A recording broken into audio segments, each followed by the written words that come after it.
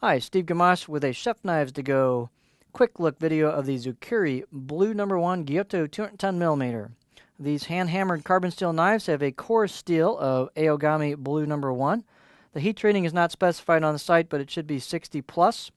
The construction is carbon cladding over that Blue No. 1 core, and this has a lacquer kurouchi finish. You can see the Zakuri logo right there, although it's upside down. Let's turn it this way so you can see it a little bit better. So there's the logo. It's a pretty nice lacquered finish for a knife of this price range. The weight is 6.1 ounces or 172 grams. The blade length is 216 millimeter or 8.5 inches, so slightly oversized for a 210.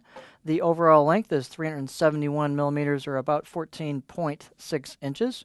The spine at the base is a little thicker as you would expect from a hand-hammered knife. It's about 3.78, tapering down towards the middle, and then the distal taper towards the tip. The blade height is fairly tall for a knife of this size at 49.78, almost 50 millimeters, so a fairly tall blade if that's something you're looking for. The handle type is a D-shaped rosewood handle with a plastic ferrule.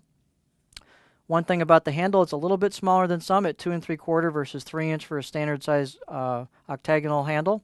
And that combined with the tallness of the knife itself and the slightly thinner neck area gives the impression that this handle is a little bit thinner than it probably really is. So if you're looking for a knife with a smaller handle, this would be a good candidate for you. Keep in mind that these wah-handled knives are pretty easy to rehandle if you want to change it out for a nicer or larger handle.